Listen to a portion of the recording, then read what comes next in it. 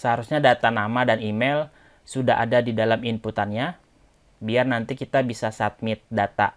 Berarti pada saat kalian mengakses halaman edit, saya harus lakukan request Axios ke server untuk mendapatkan data user yang ingin diedit. Untuk itu, saya bisa samakan prosesnya seperti template profil. Saya bisa duplikasi supaya lebih cepat, di mana di dalam view kita punya metode mounted. Saya simpan di sini, pisahkan dengan koma. Pada saat mounted dijalankan, dia akan memanggil metode getUser. GetUser itu tidak lain tidak bukan, dia hanya melakukan Axios get. Saya bisa tulis dulu metodenya, getUser, terus saya paste. Ini bukan lagi detail, tapi form, atau kalian juga bisa ini ganti jadi this user. Namanya bebas. Intinya nanti data user ini akan diisi ketika mountednya berhasil dieksekusi. Karena fungsi ini akan dijalankan ketika templatenya sudah berhasil dirender. Seharusnya hal-hal seperti itu sudah kamu ketahui di video sebelumnya, biar ketika server mengembalikan respon dan respon tersebut akan kita terima dalam bentuk objek. Yang saya ambil tidak semuanya, kita harus deklarasikan. Pertama ada nama dan email. Untuk yang lain, biarkan saja. Jadi saya nulisnya respon.data.name, respon.data.email. Tinggal kalian dapatkan this ID ini. This ID itu didapatkan dari data props. Saya simpan di sini, nanti diakses. ID ini adalah ID yang ada di dalam URL. Oke, itu saja. Kita coba lihat terjadi kesalahan. Aplikasi kita rusak. Sepertinya ada yang salah. Ini dipisahkan dengan koma. Saya simpan. Jalankan lagi. Saya edit. Form is not defined. Tentu yang kita binding bukan form, tapi user. Untuk URL bisa saya ganti. Jadi kalau teman-teman refresh, dia akan balik lagi ke halaman profil.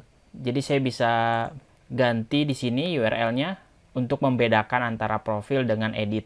Jadi user, ID, edit. Kita refresh, oke.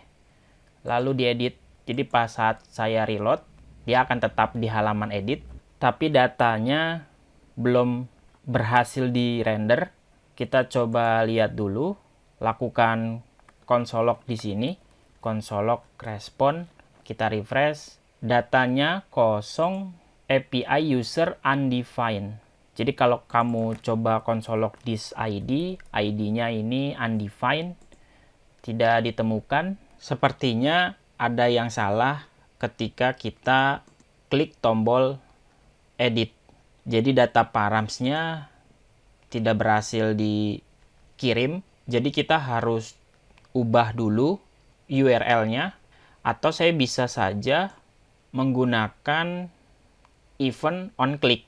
Jadi saya coba copy, lalu jalankan handling edit. Ini tulisannya edit. Jadi ketika diklik, dia akan jalankan metode edit. Untuk sintak ini bisa saya berikan komentar. Lakukan metode edit di sini. Pisahkan dengan koma. Yang saya lakukan adalah menjalankan this router.push.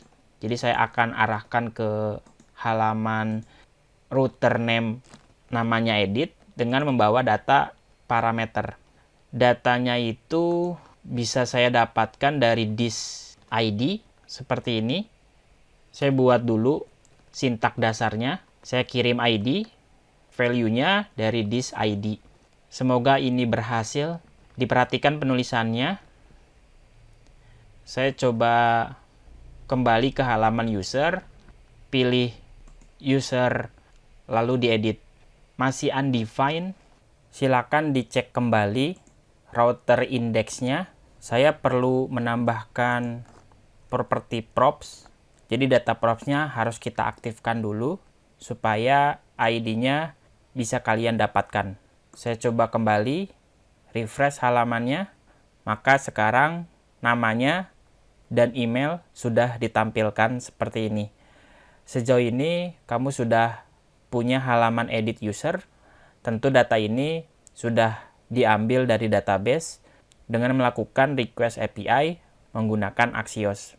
Selanjutnya, mari buat routing di dalam servernya, yaitu di dalam api.php, di mana ketika ada route yang request metodenya put dengan URL/user/id-nya, maka tolong panggil controller yang sama, tapi metodenya update. Jadi semua data akan dikirimkan ke metode update. Silakan kalian buka controllernya. Saya langsung buat public function update. Di dalam function update-nya ada dua parameter. Yang pertama, kita perlu get data lama sebagai data user mana yang mau diedit. Lalu yang kedua, data request input form sebagai data baru. Di sini tinggal kita referensikan saja model user untuk melakukan metode find. Kita cari berdasarkan ID tertentu. Setelah ketemu, simpan ke dalam variabel user.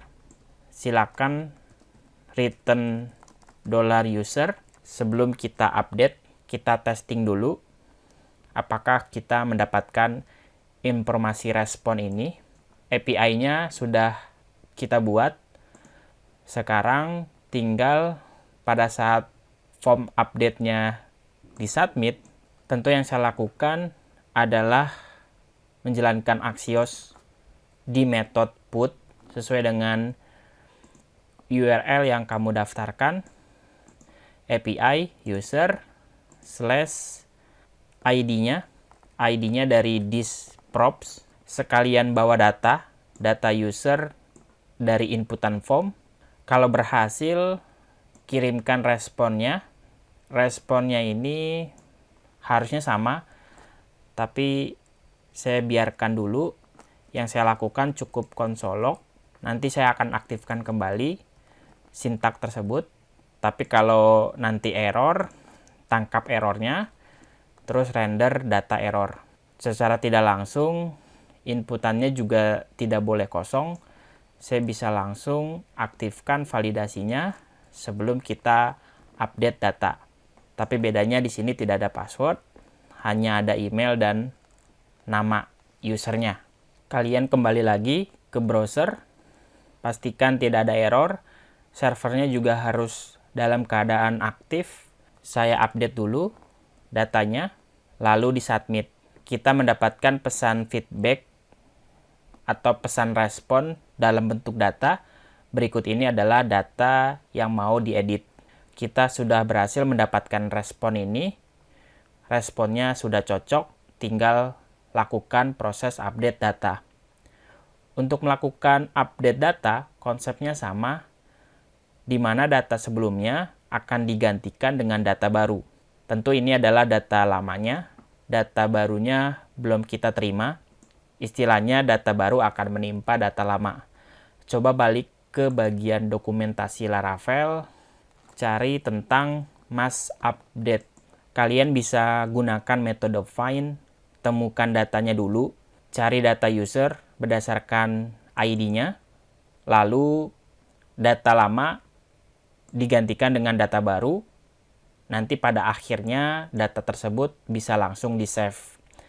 Sedangkan kalau cara yang kedua, pakai mass update, karena di dalam model kita sudah memperbolehkan mass assignment, maka kita bisa lakukan cara ini. Jadi nanti kalian cukup tuliskan model user, terus direferensikan ke metode where, di mana ID-nya harus sama dengan ID URL-nya.